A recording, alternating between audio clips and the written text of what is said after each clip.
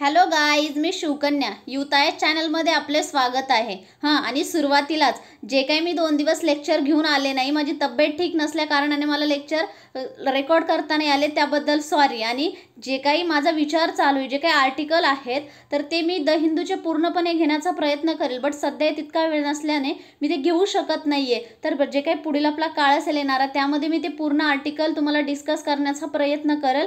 आणि त्याच नंतर जे काही द हिंदूचं आर्टिकल आलेलं आहे, मी तुम्हाला ते चांगलं मराठीमध्ये त्याचं आता डिस्कशन सांगणार आहे. आणि आज बऱ्यापैकी मी 2-4-3 आर्टिकल घेतलेले आहेत, जेणेकरून तुम्हाला ते समजतील. आणि जे काही एक कालचं छोटं आर्टिकल घेतलेलं आहे, ज्यामुळे तुम्हाला एक आर्टिकल घेतलं तर त्याचं जे काही पुढच्या गोष्टी आहेत त्या समजतील. तर मी तुम्हाला ते आज चांगल्या प्रकारे त्याचं डिस्कशन करून ॲनालिसिस करून सांगणार आहे, आणि तेही मराठीतून. त्यामुळे तुम्हाला हे जे काही लेक्चर आहे ते तुम्ही शेवटपर्यंत बघा. आणि जे काही आपलं ॲक्च्युअल आता लेक्चर चालू होईल किंवा जे काही आर्टिकल चालू होईल त्याला आता आपण सुरुवात करूया. तर जी काही प्राईम मिनिस्टरने जी काही आपली लेहला जी एक व्हिजिट दिलेली आहे, तर त्या संदर्भात हे आर्टिकल आलेलं आहे. तर यामधून एक स्ट्रॉंग मेसेज मिळतो, जे काही डिफरंट आपण जे म्हणतो इंडिया, चायना आणि वर्ल्ड कम्युनिटी आहे त्यांच्यासाठी यातून एक स्ट्रॉंग मेसेज मिळतो. तर जे काही त्या व्हिजिटमध्ये जे काही त्यांनी स्पीक पण केलं, जे काही त्यांनी तिथे एक स्पीच पण दिलं, त्याच्यात त्यांनी काय बोललेलं आहे त्याचंही ते वर्णन करण्यात आलेलं आहे आणि त्यालाही ॲनालिसिस केलेलं आहे. तर त्या सगळ्या गोष्टी आपण बघूयात. तर जी काही व्हिजिट होती त्या निमू, जे नियर लेहच्या जे काही बाजूला निमू म्हणजेच एक प्लेस आहे, तिथं ती व्हिजिट होती. आणि जे हे रोमन अंक आहेत, जे की आपण याला 14 म्हणू, की जे काही 14 कॉर्पस जे काही हेडक्वार्टर्स होतं तिथे, आणि त्याचबरोबर जे काही हॉस्पिटल होतं, ह्या सर्व गोष्टी जे इन्क्लुडिंग तिथे त्यांची व्हिजिट होती. आणि त्याच नंतर जे काही नरेंद्र मोदी आहेत प्राईम मिनिस्टर, त्यांची जी काही ही व्हिजिट होती, तर ते काही तिथे जाण्यामागे काही ऑब्जेक्टिव्स पण होते. त्याच नंतर जर ही व्हिजिट बघितली तर कशाच्या पार्श्वभूमीवरती झालेली आहे, तर जून 15 जे काही गलवान क्लॅशेस झालेले आहे आणि आपले सोल्जर तिथे इंजर्ड झालेले आहेत, तर त्यासाठी ही व्हिजिट होती. तर त्यांनी तिथे जे काही आता जे काही आपण म्हणतो लाईन ऑफ ॲक्च्युअल कंट्रोल आहे, तर तिथे जे काही आपले आर्मी, जे काही आपण म्हणतो ट्रूप तिथे तैनात केलेले आहेत, जे सैनिक आहेत तिथे ते तैनात केलेले आहेत, तर त्यांनाही तिथे इन्व्हॉल्व म्हणजे त्यांनाही तिथे ॲड्रेस केलं गेलेलं आहे. त्यानंतर त्यांच्याशी तिथं बोलणं झालेलं आहे. त्याचनंतर जे काही सिनियर ऑफिसर्स आहेत, जे काही हे ऑपरेशन तिथे कंडक्ट करत आहेत, त्यांनाही ॲड्रेस केलं. त्याचबरोबर जे काही तिथं गलवानमध्ये क्लॅसेस झाले आणि त्यावेळेला जे काही मिलिटरी टॉक चालू होती, जे की आपल्या साईडने काही मिलिटरीचे जे काही सिनियर ऑफिसर्स होते ते, आणि जे काही चायनाची पीपल्स लिबरेशन आर्मी होती यांच्यामध्ये बातचीत चालू होती. आणि त्यावेळेस जे काही ऑफिसर होते त्यांनाही तिथे भेटलेले आहेत आणि ॲड्रेस केलेला आहे. आणि त्याचबरोबर जर आपण पुढचं बघितलं तर जे काही निमू या ठिकाणी प्राईम मिनिस्टर यांनी स्पीचही दिलं, आणि त्याचबरोबर त्यांनी तिथे डिफरंट ऑडियन्सेस आहेत त्यांना ॲड्रेस केलेला आहे. आणि हा जो काही बिग मेसेज म्हणता येईल आपल्याला कुणासाठी, तर जी काही चायनाची लिडरशिप आहे आणि त्यांचं जे काही एक्सपान्शनिझम जे आहे, तर ते जे काही चालू आहे त्याच्यासाठी हा एक बिग मेसेज आहे. तर जे काही प्राईम मिनिस्टर आहे तर त्यांनी त्यांच्या स्पीचमध्ये उल्लेख केलेला आहे की जे काही एज ऑफ एक्सपान्शनिझम इज ओव्हर झालेलं आहे, म्हणजे जे काही विस्तारवादी धोरण आहे ते कुठेतरी आता संपलेलं आहे किंवा संपणार आहे, म्हणजे काही संपतंय, जे की चायनाला म्हणजे धरून होतं. त्याचनंतर आणि त्या पुढचं जे त्यांनी सांगितलं, तर जे काही जो इरा आहे तो इव्हॉल्युशन आहे आणि डेव्हलपमेंट आहे, म्हणजेच विकासवाद, ज्याला विकास म्हणतो त्याचा इरा चालू आहे. तर जे काही कोलोनियल एक्सपान्शन होतं, ज्याला विस्तारवाद म्हणतात, ते कुठेतरी आता ओव्हर होणार, संपणार. कारण पुढे ज्या काही गोष्टी आहेत तर त्या आपण बघूयात. जे एक्सपान्शनिझम आहे जे की चायना करतोय, तर जे काही ह्युमॅनिटी आहे त्याला मोठ्या प्रमाणात ते हार्मफुल आहे. त्याचबरोबर जे काही बीजिंगसाठी मेसेज आहे, तर जे काही टेरिटोरियल जे ॲग्रेशन आहे, त्याचबरोबर जे काही अदर कंट्रीजच्या जे काही बाउंड्रीज आहे तिथे नेहमी डिस्प्यूट्स असतात किंवा ॲग्रेशन दाखवत राहतात. त्याचबरोबर यात कोणकोणत्या, तर सेंट्रल एशिया आणि South China Sea including India, जो काही मॅप आहे, जर आपल्याला मॅप बघायचा झाला तर आपण हा बघू शकतो, जे की सेंट्रल इंडिया, त्याच्यानंतर आपला सेंट्रल इंडिया नाही, हा सेंट्रल एशियाचा भाग, त्याचबरोबर इथे साऊथ चायना सी आहे, आणि त्याचनंतर हा चायना आहे, हा इंडिया आहे, आणि ह्या त्याच्या ॲडजस्टंट कंट्रीज आहे ज्या की चायनाला लागूनच आहेत. हे झालं जे की आपल्याला जो की सेंट्रल एशियाचा भाग बघायचा होता तो. त्याच नंतर जे काही इम्पेरियलिझम म्हणजे काही जे साम्राज्यवादचं काही आहे तर त्याच्या अगेन्स्ट आहे, जे काही चायनाचं आहे नेहमीच विस्तारवादचं धोरण राहिलेलं आहे. त्याच नंतर ह्या जे काही कंट्री आहेत त्यांच्यासोबत त्याचं नेहमी ॲग्रेशन बाउंड्री डिस्प्यूट चालू असतात. त्याच नंतर जे काही चायनाची एम्बेसी आहे दिल्लीमधली, तर त्यांनी जे काही मेसेज आहे किंवा ह्या ज्या काही गोष्टी नरेंद्र मोदी यांनी उच्चारलेल्या आहे किंवा बोललेल्या आहे, तर त्यांनी डिनाय म्हणजेच ते जे काही चायनाचा मूव आहे ते एक्सपान्शनिझम आहे असं सांगितलेलं नाही, म्हणजे नाही असं काही चायना करत नाही असं त्यांनी सांगितलं. त्यांनी त्यांचे जे काही गोष्टी बोलल्या ते डिनायल केलेल्या आहेत. त्याच नंतर प्राईम मिनिस्टर जे आहेत तर जे काही अदर कंट्रीज आहेत तर त्यांनाही एक जो काही सिरियसनेस वाढत आहे किंवा अदर कंट्रीज आहे त्यांना एक म्हणजे ॲड्रेस केलेला आहे. हा जो काही इथं सिरियसनेस वाढलेला आहे, जो की 2 महिन्यापासून लॉंग स्टँड ऑफ झालेला आहे, त्याच्या काही कन्सर्न्स आहे. त्यामुळे जे काही इंडियाचे जे ट्रॅडिशन आहे पीस आणि ब्रेव्हरी थ्रू हे काही ज्या गोष्टी असतात त्या सॉर्ट करण्याचं तेही केलेले आहेत. आणि जे काही ॲक्शन घ्यायची त्याच्या आधी जे काही इंडिया आहे तो डिप्लोमॅटिक ऑप्शन ठेवतो, डिप्लोमॅटिकली सॉल्व करण्याचा प्रयत्न करतो आणि त्यांच्यानंतर काहीतरी ॲक्शन घेतो. त्याचनंतर जे काही डोमेस्टिक ऑडियन्सेस आहेत तर त्यांनाही जे काही गव्हर्नमेंट्स आहे तर ते त्यांनाही संबोधून काही ॲड्रेस केलं किंवा संबोधलेल्या गोष्टी आहेत. जे काही लाईन ऑफ ॲक्च्युअल कंट्रोल आहे तिथं काही चॅलेंजेस आहेत तेही इंडिया फेस करत आहे आणि त्याच्यासाठी म्हणजे उपाययोजना आहेत. आणि त्याचनंतर जो काही इंडियाचा फोकस असेल, जो गव्हर्नमेंटचा फोकस असेल तो तर नॅशनल प्रायोरिटीला दिला जाईल. त्याचनंतर जे काही इन्फ्रास्ट्रक्चर आणि इकॉनॉमिक डेव्हलपमेंट्स आहेत ह्या सर्व गोष्टीकडे फोकस दिला जाईल. आणि त्याचबरोबर लाईन ऑफ ॲक्च्युअल कंट्रोल आहे तिथे जास्त प्रमाणात लक्ष दिलं जाईल. आणि त्याचनंतर जे काही 20 इंडियन सोल्जर जे गलवान व्हॅलीमध्ये शहीद झालेले आहेत, लाईन ऑफ ॲक्च्युअल कंट्रोलला क्लॅसेस झालेले आहे, त्यांनाही तिथे म्हणजे ॲड्रेस केलेला आहे किंवा त्यांच्याविषयी बोलले गेलेलं आहे. त्याचनंतर जर बघितलं तर हा 3 आस्पेक्ट जे काही सगळ्याच लोकांना किंवा सगळ्याच जे आपण म्हणतो ॲड्रेस केलेला आहे, तर हा एक स्टडी इथं डीपली ॲनालिसिस केलेला आहे. त्यानंतर हे आर्टिकल आहे आणि त्याची स्टडीही क्लोजली केलेली आहे. त्याचनंतर जे काही प्राईम मिनिस्टरचा डिसिजन आलेला आहे, जे की डिसिजन आणि त्यांनी जी काही ट्रूप म्हणजे जे काही व्हिजिट केली तिथे जाऊन जे काही लाईन ऑफ ॲक्च्युअल कंट्रोल आहे तिथं आणि जे काही ट्रूप्सला व्हिजिट केलेली आहे, त्यामुळे काय होऊ शकतंय, जे काही इंडिया आणि चायनाची एंगेजमेंट आहे त्याच्यावर अजून तणाव पडू शकतो किंवा जे काही संबंध आहेत ते अजून विकोपाला जाऊ शकतात. त्याचनंतर जी काही मिलिटरी टॉक असते, सुरुवातीला मिलिटरी टॉक असते, त्यानंतर ती डिसएंगेजमेंट होऊ शकते. त्याचनंतर जे काही मॅसिव्ह मोबिलायझेशन जे काही ट्रूप्स आहेत त्यांचं मॅसिव्ह मोबिलायझेशन होईल दोन्ही साईडना आणि हे काही मच प्रोग्रेसिव्ह असेल असं नाही. त्याचनंतर जर आपण कॉन्ट्रास्ट जर बघितलं तर आता 2 वीक अगोदर म्हणजेच 2 आठवडे अगोदर एक व्हर्च्युअल मीटिंग झाली होती पूर्ण राज्यांच्या मुख्यमंत्र्यांसोबत. तर त्यामध्ये जे काही एक प्राईम मिनिस्टर यांनी एक उद्गारलेलं होतं वाक्य, जे की neither has anyone transgress nor is anyone inside Indian territory, म्हणजेच की जे काही इंडियाच्या टेरिटरीमध्ये कुणीही ट्रान्सग्रेशन केलेलं नाही किंवा कुणीही आलेलं नाही.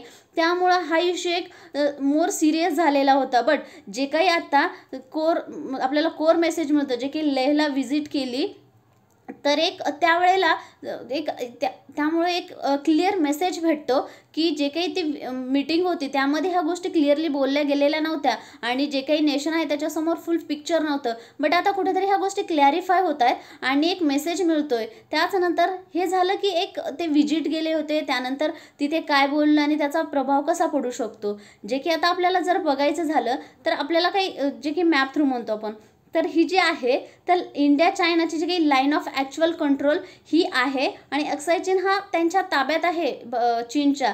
बट हा भारताचा पार्ट आहे म्हणून तो अक्साई आणि तो भारताचाच पार्ट आहे. त्याचनंतर ही लाईन ऑफ ॲक्च्युअल कंट्रोल ही जी काही पाकिस्तानकडे असते, पाकिस्तान आणि इंडियाच्या तिथे आहे. ते जे की हा पार्ट आहे तो पाक ऑक्युपाईड काश्मीर पाकिस्तानने ऑक्युपाईड केलेला आहे. याचं सांगण्याचं तात्पर्य असं की आपल्याला समोर आर्टिकलमध्ये येणार आहे पाक ऑक्युपाईड काश्मीर आणि अक्साई चीन, त्यामुळे तुम्हाला मी इथे समजावून सांगितलेलं आहे. त्याचनंतर आता जे काही पुढचं आपण बघूया आर्टिकल, जे काही हे जे घेतले मी ते कालचं आर्टिकल होतं आणि आता जे येतं आहे ते आजचं आर्टिकल आहे. म्हणजे तुम्हाला कालचं जे शिकवण्यामागचं किंवा समजावून सांगण्यामागचा उद्देश हा की तुम्हाला ते जे काही बेसिक असतं त्या गोष्टी कळाव्या, त्यानंतर तुम्हाला हे आर्टिकल ॲटोमॅटिक आता कळून जाईल. त्याचनंतर जे काही इंडियाचे फॉरेन रिलेशन आणि जे काही कोर्स ऑफ हिस्ट्री काय आहे ते बघणार, म्हणजे हिस्ट्री आणि इंडियाचे फॉरेन रिलेशन कसे होते.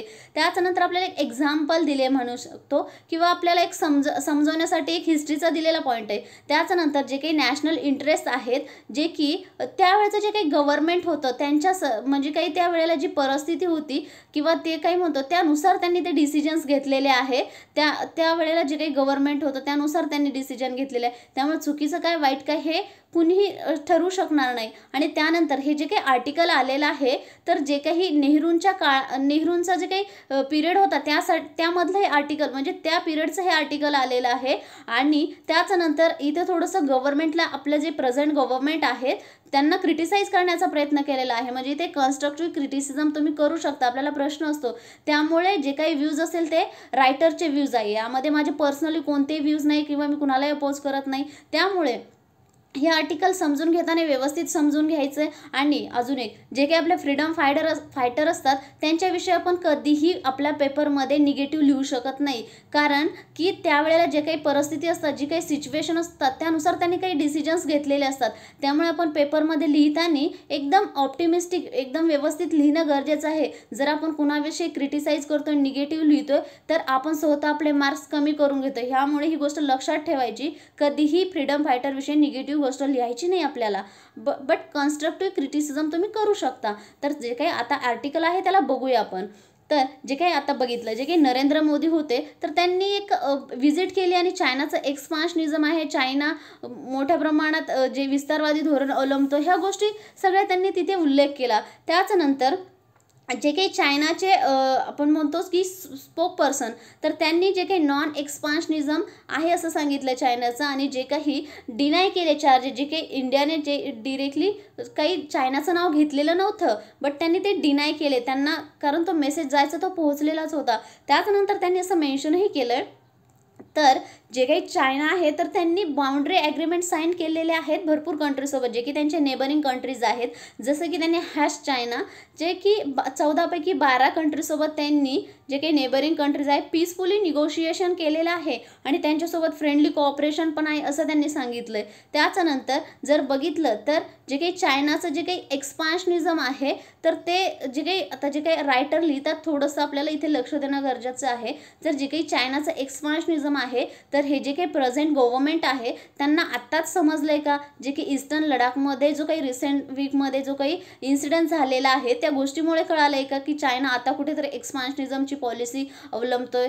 तर जर त्याचबरोबर हा प्रश्न विचारलेला आहे. आणि त्याचबरोबर जर असं जर आधीच माहीत होतं, जर एक्सपान्शनिझम करत आहे, तर मिस्टर मोदी आणि जे काही आपले सी जिनपिंग आहेत तर यांच्या आधीही मीटिंग झालेल्या आहेत. तर त्या मीटिंगमध्ये त्यांनी हे सॉर्ट आउट करणं गरजेचं होतं. त्याच्यानंतर जे काही प्राईम मिनिस्टर जे काही टॉक आहे चायनीज एक्सपान्शनिझम, त्यांना एक गोष्ट, जे काही रायटर आहे तर ते रायटर काय होते, तर जे काही जे काही प्राईम मिनिस्टर ऑफिस म्हणतो आपण, ते इंदिरा गांधींच्या पिरियडमध्ये तिथे ते काम करायचे प्राईम मिनिस्टर ऑफिसमध्ये. तर त्यामुळे ते स्पेशली त्यांचा उल्लेख करतात आणि त्यामुळे त्यांना एक गोष्ट इथे रिमाइंड होती. तर ज्या काही इंदिरा गांधी होत्या तर त्यांनी त्यांना खूप वेळेला बोलवून दाखवलेलं होतं किंवा बोललेही होते की जे काही आहे ते पुढे बघूयात. तर त्या बोलल्या होत्या की जे काही आपलं पाकिस्तानसोबत जे काही रिलेशन आहेत ते नॉर्मल होऊ शकतात, पीसफुली रिलेशन जे आहे ते नॉर्मल होऊ शकतात, बट चायनासोबत कधी होऊ शकणार नाही. तर का, जे काही त्याचं बेसिक आहे तर ते आहे एक्सपान्शनिस्ट पॉवर, जे काही विस्तारवादी धोरण आहे त्यामुळे चायनासोबत ह्या ज्या काही गोष्टी पीसफुली व्यवस्थित होऊ शकणार नाही. बट जे काही त्यांचा डिस्ट्रस्ट होता, म्हणजे चायनावरती ट्रस्ट नव्हताच, त्याचबरोबर इन्क्लुडिंग सोव्हिएत युनियन म्हणजे जे USSR, जे की रशिया आत्ताचा तो, आणि शुअरली पाकिस्तानवर तर कशाच प्रकारे विश्वास ठेवू शकत नव्हता. आणि त्याच्यानंतर जर बेसिक बघितलं तर जे काही फॉरेन पॉलिसी जी आहे तर ते इंटरनॅशनल रिलेशनसाठी आहे, म्हणजेच की ट्रस्ट, ह्या पर्सनल ट्रस्ट असणं ह्या गोष्टी इथे मॅटर करत नाही. तर जे काही फॉरेन पॉलिसी आणि इंटरनॅशनल रिलेशन हाच अप्रोच होता. त्याच्यानंतर US प्रेसिडेंट जे रोनाल्ड रॅगन आहेत तर त्यांनी जे काही टॉक होतं तर त्यामध्ये गोष्ट बोलले होते, ट्रस्ट बट व्हेरीफाय करून ट्रस्ट ठेवणं गरजेचं आहे. आणि त्याच्यानंतर ज्या काही गांधीज आहे म्हणजे इंदिरा गांधी, त्यांनी काय म्हटलं होतं, जे व्हेरीफाय आणि स्टील नॉट ट्रस्ट, म्हणजे व्हेरीफाय करूनही ट्रस्ट नाही ठेवायचं, हे त्यांनी बोलले होते. त्याच्यानंतर जर आपण बघितलं जे काही नेहरू, चायना आणि काश्मीर, आता जर आपण बघितलं तर जे काही नेहरू, चायना आणि काश्मीर हा जो काही अँगल आहे तो आपण इथे काय होता तो बघूयात. जे की जवाहरलाल नेहरू होते, तर त्यावेळेला जे की आपण म्हणतो प्राईम मिनिस्टर होते, तर त्यांना असं एक विश्वास होता की जो चायना आहे तो इंडियावरती अटॅक करणार नाही. आणि त्यांच्या कॅबिनेटमध्ये जे काही डिफेन्स मिनिस्टर होते ते व्ही.के. कृष्ण मेनॉन हे होते आणि तेही कुठेतरी जवाहरलाल नेहरू यांच्याकडेच इन्क्लाइन होत होते. त्यांना म्हणजे त्यांना असं काही वाटलं नाही चायना असं काहीतरी करेल, बट ही काही मिसकॅल्क्युलेशन होतं. चायनाला ओळखण्यात चुकलेले होते आणि जे काही एक्सपिरियन्स आहे तर तो म्हणजे काही फॉरेन रिलेशनचा एक्सपिरियन्स ह्यांना नव्हता. त्याचबरोबर जे काही नेहरू आहे ते आयडिओलॉजिकली म्हणजे त्यांची काही एक स्पेसिफिक आयडिओलॉजी नव्हती. त्याच्यानंतर त्यांचं जे काही ड्रीम होतं इंडियासाठी, तर त्यांचं हे होतं की जे काही इंडिया आहे तर तो वर्ल्ड स्टेजला जो की बिग रोल प्ले करेल किंवा करेल. आणि त्याचनंतर एक बिलीव होतं जे काही चायना आहे तो त्याच्यामध्ये एक चांगला पार्टनर असेल, एक विश्वास होता चायनावरती. त्याच्यानंतर जे काही प्रेझेंट गव्हर्नमेंट्स आहे त्यांचं एक जे विश्वगुरू हे जे आहे तर त्याच्यात एक डाऊटच नाही आहे. बट जे काही चायनाची पॉलिसी आहे ती फॉल्टी पॉलिसी आहे. त्याच पुढे जे काही जानेवारी 1949ला जे काही सेसफायर झालेलं होतं त्याचनंतर हे काही काय म्हणता येईल त्याला, जे युनायटेड नेशनमध्ये या धर्तीवरती युनायटेड नेशनमध्ये जे काही जवाहरलाल नेहरू होते तर त्यांनी आपण जे काही पाकिस्तानचा इश्यू म्हणतो तर ते त्यांनी युनायटेड नेशनमध्ये घेऊन गेलेले होते. आणि जर आपण बघितलं तर जे काही युनायटेड नेशनमध्ये घेऊन जाण्यामागचं त्यांचं कारण होतं. आपण जर सुरुवातीला घेऊन गेलो तर जे काही आहे तर आपल्याला जास्त प्राधान्य भेटेल किंवा आपण घेऊन जातो तर जास्त लवकर विचार केला जाईल जे की पाकिस्तान घेऊन जाण्याआधी. त्यामुळे बट तिथे काय झालं, जेव्हा युनायटेड नेशनमध्ये जे काही जो की पाकिस्तानी इंडियाचा इश्यू घेऊन गेले त्याच्यानंतर त्यांना जे काही बाकीच्या कंट्रीज होत्या त्यांना स्वतःचा जिथे इंटरेस्ट होता त्या गोष्टीसाठी ते बोलायला लागले. बट जे काही ॲक्च्युअल तिथे बोलायला पाहिजे होतं ते बोलले नाही. म्हणजेच काय तर जे एक जिथे लाईन ऑफ ॲक्च्युअल कंट्रोल आहे तर जे काही दोन्ही पाकिस्तान आणि इंडियाची जी काही आर्मी होती, पाकिस्तानी आणि इंडियाची जी काही आर्मी होती तर ते युनायटेड नेशननं जे काही सांगितले की जिथे तुमचे म्हणजे सैनिक जिथे उभा असतील तिथेच उभा राहायचं, कुणीही कोणत्याही टेरिटरीमध्ये जायचं नाही. त्यामुळे तो इश्यू तसाच राहिला आणि अजूनही तो तसाच आहे, तो काही सॉर्ट आउट झालेला नाही आहे. त्याच्यानंतर जे काही हे झालं तर जे काही ब्रिटिशची डुप्लिसिटी आणि अमेरिका जे आहे यांच्यामुळे हा जो काही काश्मीर इश्यू आहे तो अजून तसाच राहिलेला आहे. आणि जर आपण ग्राउंड रियालिटी बघितली तर जी काही इंडियन आर्मीची पोझिशन होती ती कुठेतरी वीक म्हणता येईल, किंवा वीक म्हणण्यापेक्षा जे काही पूर्णपणे जम्मू काश्मीरला जे काही कव्हर करू शकला असता तितकी आर्मीची तेवढी पोझिशन नव्हती.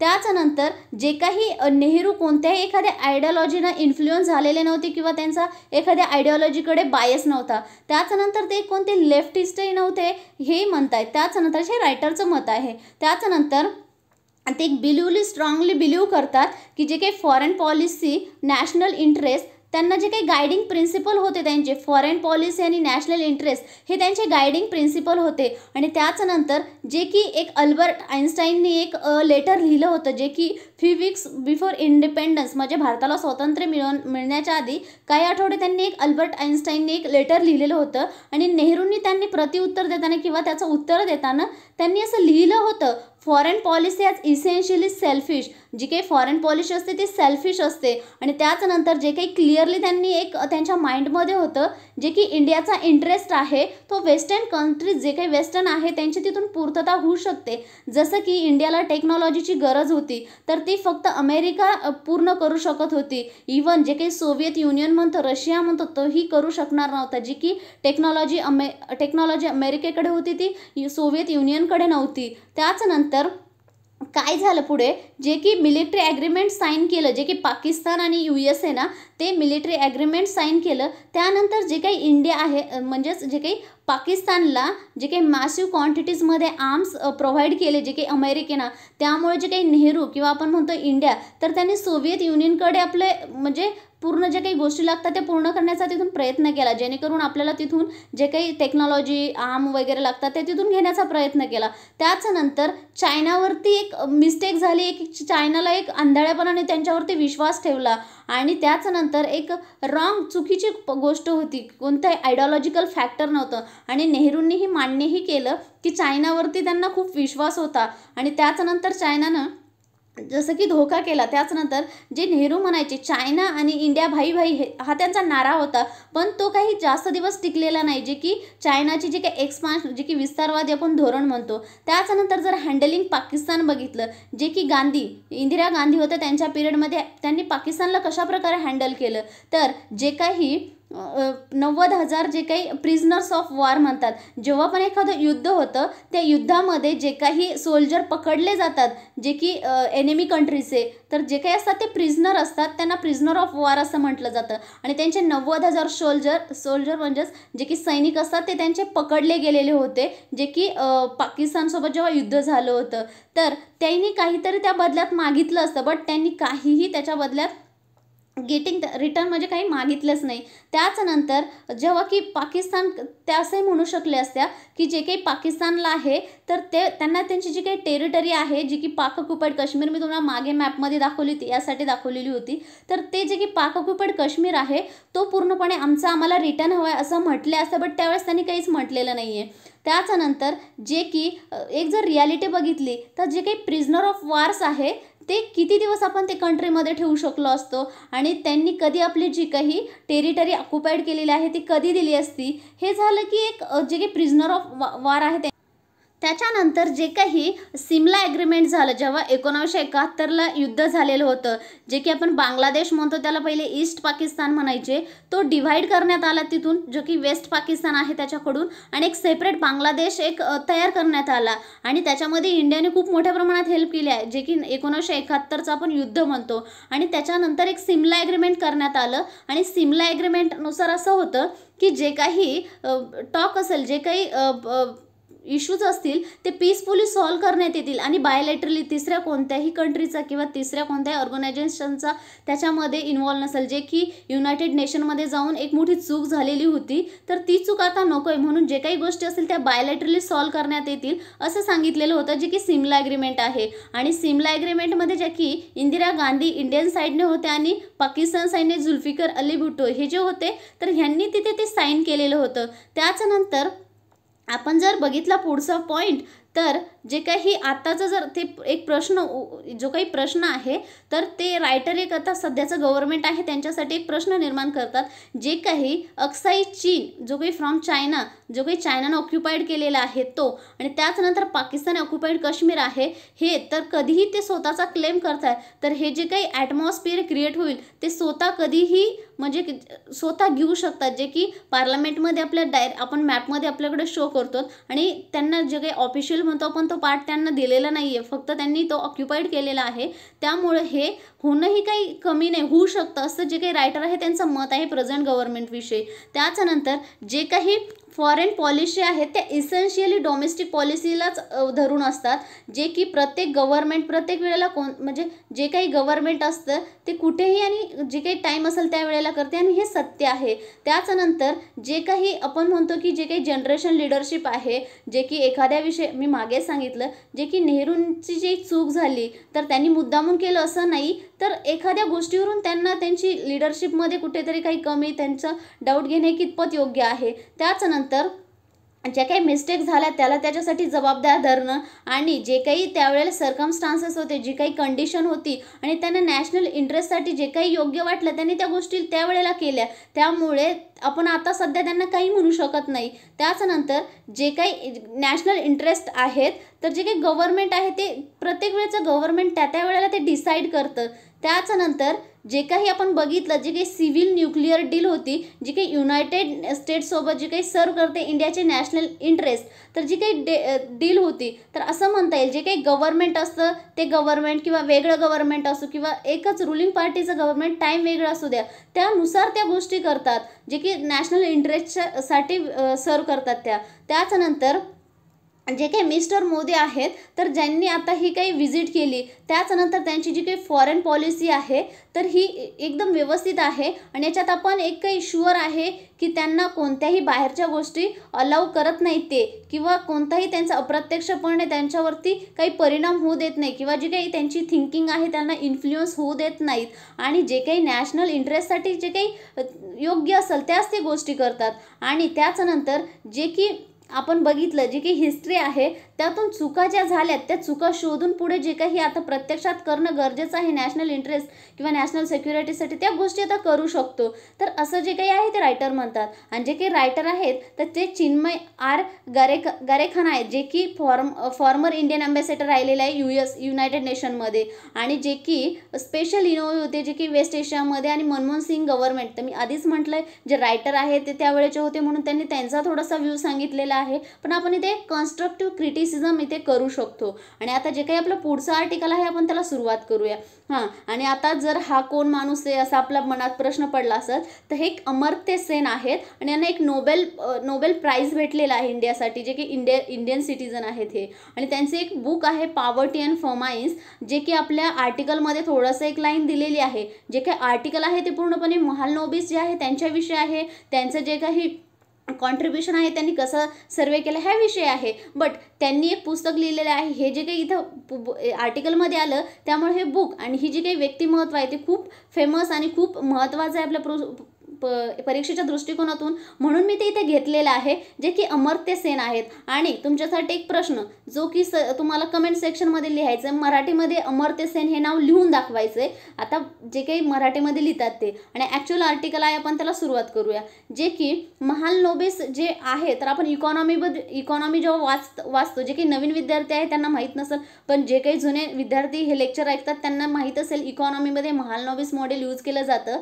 त्याच्यानंतर जे काही आहे तर त्याला सध्या कोणतंही काही फील करू शकत नाही असं रायटरचं मत आहे. तर जे काही आता आपण बघतोय जी कोविड-19ची परिस्थिती आलेली आहे तर एक डेटा ॲनालिसिस असणं इथे गरजेचं आहे. डेटा महत्त्वाचा आहे. जे काही नंतरच्या पॉलिसी फॉर्म करायच्या आहेत तर तेच सांगतात.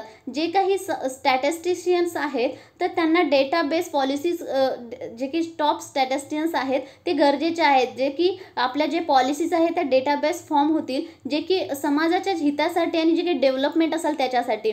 तर जे की आपण बघितलं पॉवर्टी अँड फमाईन्स 1981ला हे जे बुक लिहिलेलं होतं अमर्त्य सेन यांनी, आणि त्या बुकमध्ये त्यांनी काही पॉईंट घेतलेले होते जे की फूड जे काही पुअर डिस्ट्रीब्युशन आपण म्हणतो जे काही बेंगाल फमाईन झालेलं होतं 1943ला, तर जेवढं काही डिवास्टेटिंग जे काही उद्ध्वस्त झालेलं होतं ते कशामुळे झालेलं होतं तर पुअर डिस्ट्रीब्युशन ऑफ फूड, जे अन्नधान्याचं एकदम कमी प्रमाण पुअर म्हणजे गरीब वाटेकरी झालं होतं किंवा प्रॉपर ते वाटलेलं नव्हतं. त्यानंतर वार टाईम इन्फ्लेशन जे काही वार झालेलं होतं त्याच्यामध्ये महागाई वाढलेली होती आणि जे काही बायर आहेत त्यांच्यामध्ये पॅनिक निर्माण झालेलं होतं. ह्या ज्या काही गोष्टी आहेत तर त्या बेंगाल फमाईनचं त्यांनी एक तिथे दिलेलं होतं आणि त्यांनी पुस्तकामध्ये घेतलं. त्याचनंतर मधुश्री मुखर्जी जे आहेत ते 2010मध्ये त्यांनी एक चर्चिल सिक्रेट वॉर हे बुक लिहिलं, जे की प्राईम मिनिस्टर होते विन्स्टन चर्चिल. जेव्हा की वार होत होतं, वॉरचं टायमिंग होतं त्यावेळेला हे आपल्या प्राईम मिनिस्टर म्हणजे जे विन्स्टन चर्चिल प्राईम मिनिस्टर होते तर त्यांनी एक जे काही 2010मध्ये एक बुक लिहिलं जे की मधुश्री मुखर्जी त्यांनी विन्स्टन चर्चिलविषयी सांगितलेलं आहे किंवा त्यांची पॉलिसी काय होती.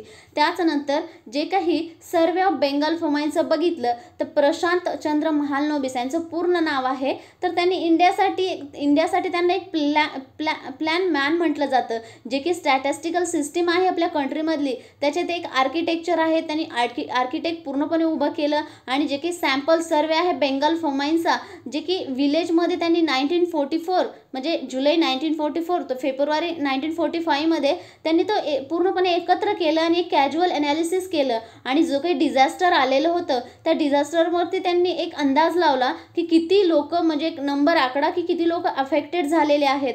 आणि त्या धर्तीवरती त्यांनी एक प्लॅनिंग प्रेपरेशन आणि चॅलेंजेस काय आहेत जे की सर्वेच्या माध्यमातून त्यांनी त्या गोष्टी शोधल्या आणि एक सांख्य आर्टिकल जे की 1946ला एक सांख्य आर्टिकल आणि त्याचबरोबर दी ॲसियाटिक्स रिव्ह्यू हे 2 आर्टिकल त्यांनी प्रस्तुत केले. आणि त्यानंतर जे काही त्यातले जे काही व्हेरी युजफुल फाइंडिंग्स आपल्याला त्या सर्वेमध्ये मिळाल्या, जसे की 1/4 जे नंबर ऑफ फॅमिलीज आहे ज्याला 1.5 मिलियन पीपल्स म्हणतात ते आधी काय करायचे राईस वगैरे लावायचे, जे की फमाईनच्या अगोदर राईसची लागवड करायचे. ते त्यातला काही पार्ट म्हणजेच सोल्ड करायचे, नाहीतर जो काही बाकीचा पार्ट आहे तो स्वतःसाठी ठेवायचे, काही सोल्ड करायचं असं त्यांचं ते प्लॅनिंग होतं. त्याच्यानंतर जे काही इकॉनॉमिक पोझिशन होती तर ती पूर्णपणे जे काही फमाईन आलेलं होतं, फमाईन म्हणजे जी की आपण त्याला दुष्काळ म्हणतो. त्याच्यानंतर पूर्णपणे डिटेरियुरेटेड, कुठेतरी पूर्णपणे उद्ध्वस्त झालेले होते जे 4 मिलियन पीपल होते, त्यांची इकॉनॉमिक पोझिशन. त्यानंतर आणि इकॉनॉमिक डिफरन्सेस होते जे की लोकांमध्ये अजून जास्त प्रमाणात वाढले. आणि जो काही बेंगालचं फमाईन सर्वे आहे, आता सध्या एक रिमाइंड करून देतो की एक आपल्याला अंदाज लावणं किंवा एक एस्टिमेशन करणं गरजेचं आहे, जी की सध्याची कोविड-19मुळे इतक्या मोठ्या प्रमाणात इंडियाला हिट बसलेला आहे. त्यानंतर एक डिटेरियोरेट झालेलं आहे आणि जी काही जॉब लॉस झालेले आहे, त्याच्यानंतर लाईव्हलीहूड, जे काही रोजच्या जेवणाचे लोकांचे काम आहे ते कुठेतरी गेलेले आहेत. आणि हंड्रेड्स ऑफ मिलियन लोक एकदम अशी उपाशीपोटी किंवा अशी उपासमारीची लोकांवरती वेळ आलेली आहे. आणि जे हंड्रेड्स ऑफ मिलियन्स आहे त्यांची इकॉनॉमिक कंडिशन खूप हलाखीची झालेली आहे. त्यामुळे जे काही ते बेंगाल फमाईन सर्वे आहे ते रिमाइंड करून देतो की आपण महालनोबिस जे मॉडेल आहे ते आपण इम्प्लिमेंट करू शकतो. आणि त्याचनंतर जर ऑनलाईन ॲक्सेस बघितला तर सध्या त्याचे सक्सेसेस आहेत, काही त्याला प्रॉब्लेम्स आहेत, ते प्रॉपरली इस्टिमेट, त्याचा अंदाज लावणं गरजेचं आहे. जे काही आहे ते प्रॉपरली हँडल करणं गरजेचं आहे. त्याच्यानंतर जे काही महालनोबिस आहे तर ते आज मोर रिलेवंट आहे आजच्या याला. जे काही इकॉनॉमिक डेटा आहे तो कोविड-19चा जो डेटा, इकॉनॉमिक डेटा, हे सगळं स्कॅनिंगसाठी जे महालनोबिस मॉडेल आहे ते खूप सध्या यूजफुल होऊ शकतं. आणि हे कधी स्टार्ट झालं होतं तर 1934ला ज्यूट फोरकास्ट करायचं होतं, तेव्हा फर्स्ट सॅम्पल सर्वे करण्यात आलेला होता. आणि हे जे काही तेव्हापासून एक ट्रस्टवर्दी राहिलेलं आहे, जे काही स्टॅटिस्टिकल हेरिटेज म्हणतो इंडियाचं, एक ट्रस्टवर्दी राहिलेलं आहे. आणि यात जर महालनोबिस यांच्या एफर्ट्स होत्या आणि त्या कोणकोणत्या गोष्टी होत्या जर आपण बघितल्या तर efficiency, wisdom, leadership, innovative ideas आणि ब्रिलियन्स ह्या सगळ्या गोष्टी त्यामध्ये होत्या. आणि त्याचनंतर जे काही महालनोबिस आहे त्यांनी लार्ज स्केल सॅम्पल सर्वे केला. तो फक्त स्टॅटिस्टिकल इंजिनिअरिंगवरतीच नाही तर जी काही प्युअर थिअरी ऑफ सॅम्पलिंग होती त्या धर्तीवर त्यांनी पूर्णपणे लार्ज स्केल सॅम्पल सर्वे केला. आणि त्याच्यानंतर जे काही आपण म्हणतो नॅशनल सॅम्पल सर्वे NSS 1950 आणि सेंट्रल स्टॅटिस्टिकल ऑर्गनायझेशन 1951, ह्या 2 वेळेला जे काही इस्टॅब्लिशमेंट झालेली आहे या दोन ऑर्गनायझेशनची, त्याच वेळेला ते एक इन्स्ट्रुमेंटल, म्हणजे ते खूप महत्त्वाचे व्यक्ती होते त्यावेळेला, त्यांच्यामुळे ते कुठेतरी म्हणता येईल इस्टॅब्लिशमेंट झालेली आहे. त्याच्यानंतर जे काही इम्पॉर्टन्स काय आहे, जो काही ॲक्युरेट डेटा असतो त्याचा इम्पॉर्टन्स काय आहे, तर जे काही महालनोबिस आहे तर एक केअरफुली, एक काळजीपूर्वक ते जे काही डेटा ॲक्युरेसी आणि सर्वे होते त्याच्यामध्ये खूप काळजीपूर्वक त्यांच्या गोष्टी असायच्या. जे काही कौटिल्याचं अर्थशास्त्र आहे त्यांनी एक मेन्शन केलेलं होतं त्यामध्ये, ते जे काही डेटा कलेक्शन झालेलं असतो त्याचं कुठेतरी क्रॉस चेकिंग होणं गरजेचं आहे. तर महालनोबिस यांनी तेच केलं. जे काही स्ट्रायकिंग फीचर म्हणतो आपण अर्थशास्त्राचं, तर त्यांनी जे काही इंडिपेंडेंट सुपरवायझरी स्टाफ एक क्रिएट केला होता त्यावेळेस, जो की फील्ड ऑपरेशन करेल, जो की NSSचा जो काही कलेक्शन झालेला डेटा आहे, रिलायबल डेटा, त्याच्यासाठी त्यांनी एक काय म्हणतो आपण इंडिपेंडंट सुपरवायझरी स्टाफ त्यांनी एक क्रिएट केलेला होता, सुपरवायझरी स्टाफ क्रिएट केलेला होता. त्याच्यानंतर जे काही महालनोबिस होते, तर आता आपण इथे एक सगळ्यात महत्त्वाची गोष्ट आपल्या लक्षात येईल. जे काही महालनोबिस होते ते फिजिस्ट होते बाय ट्रेनिंग, म्हणजे ते ट्रेनिंगना फिजिस्ट होते, त्यांना ट्रेनिंग फिजिस्टची होती. त्याचनंतर जे स्टॅटिस्टिक्स म्हणतो आपण ते इन्स्टिंक्ट, म्हणजे अंतर्प्रेरणा, जे काही स्टॅटिस्टिक होतं त्यांना ते आतून, म्हणजे त्यांना ते माहीत होतं. आणि जे काही इकॉनॉमिस्ट बाय कन्व्हिक्शन, त्यांना काही जे करायचं होतं, जे काही काम होतं ते इकॉनॉमीमध्ये ते जास्त करायचे. हे झालं म्हणजे एक व्यक्ती किती पद्धतीने, किती त्याचे आस्पेक्ट्स असू शकतो आपण इथे बघू शकतो. त्याच्यानंतर जे काही त्यांची इनिशियल ट्रेनिंग झालेली होती ती फिजिक्समध्ये झालेली होती आणि त्यांच्या कॉन्शियसमध्ये कुठेतरी मेजरमेंट आणि ऑब्झर्वेशन ह्या गोष्टी त्यांना माहीत होत्या. त्याच्यानंतर त्यांचे जे विद्यार्थी होते त्यांना जे काही प्रोफेसर असताना त्यांच्या नावावरून त्यांचं जे काही इनिशियल नेम आहे त्याच्यावरून त्यांना काउंटिंग आणि मेजरमेंटचे प्रोफेसर म्हणून ओळखले जायचे. त्याच्यानंतर जे काही महालनोबिस आहे त्यांनाही खूप सगळे प्रॉब्लेम आले, त्यांच्या इकडे खूप हार्डशिप राहिली, आणि जे काही आपण म्हणतो पण त्यांनी तरीही केलं. आणि जे काही आता सध्या आपण म्हणतो की कोविड-19ची जी सिच्युएशन आहे तर त्याची आधीची जी प्री-कोविड-19 इंडिया बघितला आपण तर ट्रिमेंडस रेजिस्टन्स फ्रॉम पीपल होता. कशामुळे तर जे काही सोशिओ पॉलिटिकल रिझन्स होते त्याच्यामुळे खूप फेस करावे लागत होते या गोष्टी. आणि जर आताचे बघितले तर जे काही स्टँडिंग कमिटीचे economic statistic standing committee on economic statistic याचे जे काही चेअरमॅन आहेत प्रणब सेन आणि जे काही फॉर्मर चीफ स्टॅटिस्टियन्स आहेत त्यांनी एक कन्सर्न एक्सप्रेस केलेला आहे. तर जे काही आता सर्वे होणार होता, जे काही आपण सेन्सस म्हणतो, ते ऑलरेडी डीप ट्रबलमध्ये आहे. आणि त्याचनंतर जे काही हाऊसहोल्ड आणि सर्वे जो काही कंडक्ट करायचा आहे तो आता सध्या खूप टफ होऊन गेलेला आहे आणि अजून तो पुढे जातोय तर अजून जास्त म्हणजेच टफ होतोय. त्याच्यानंतर जे काही सेन्सेस होणार होतं त्याच्यासाठी, आणि जो काही हा प्रॉब्लेम आहे तो कोविड-19च्या परिस्थितीमुळे अजून तो इंटेन्सिफाय झालेला आहे. आणि जर आता यूज ऑफ टेक्नॉलॉजी जर कशी करणार आपण, ह्या जर आपल्याला सॅम्पल सर्वे ह्या सर्व पोस्ट कोविड-19च्या नंतर गोष्टी पॉलिसी फॉर्म करायच्या, तर जे काही महाल नॉबीज आहे तर त्यांची एक सिच्युएशन आहे किंवा सिच्युएशन त्यांनी हे केलेली आहे, बघितलेली आहे. त्याच्यानंतर जे काही ते प्रश्न विचारतात, जे काही रायटर आहे, तर जे काही आता सर्वे होईल किंवा जो काही सोशिओ इकॉनॉमिक सर्वे म्हणतो आपण तो जो होणार आहे, तर त्याला काही सम इन्स्ट्रुमेंट देणार आहेत का, काही इन्स्ट्रुमेंट देणार आहेत का, ॲडिशनली त्यात मास्क देणार, सॅनिटायझर, त्यानंतर जे काही इन्व्हेस्टिगेटर सोशिओ इकॉनॉमिक सर्वेला पाठवणार आहेत, ह्या गोष्टी करणार आहेत का, की जो काही सेकंडरी डेटा असतो जो की खूप सध्या खूप तो वापरला जातो तो वापरणार आहे. बट जो काही सेकंडरी डेटा आहे तो गेस करायला खूप डिफिकल्ट आहे. आणि सेकंडरी डेटा कोणता आपण म्हणतो आता बिग डेटा, जो की इन्फॉर्मेशन असते त्याच्या थ्रू सगळा डेटा कलेक्ट करायचा आणि त्याच्यानुसार गेस करायचा, हे सगळं. आणि तो प्रेझेंट डेला सध्या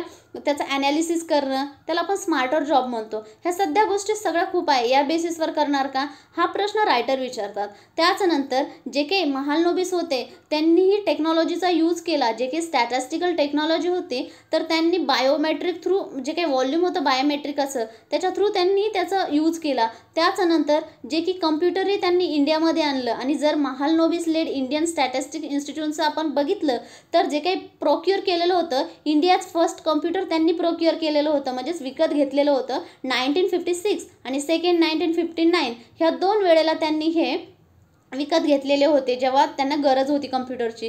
त्याच्यानंतर 1946ला जे काही एंड होतं, जे काही आर्टिकलच्या एंडिंगला त्यांनी लिहिलेलं होतं, कोणतं होतं, दी एशियाटिक रिव्ह्यू. तर ज्यांनी महालनोबिस होते त्यांनी काय लिहिलेलं होतं, स्टॅटिस्टिक आहे हे खूप मायनॉर डिटेल्स आहेत, खूप छोट्या छोट्या डिटेल्स असतात पण त्या खूप जास्त आपल्याला मदत होऊ शकते त्याची.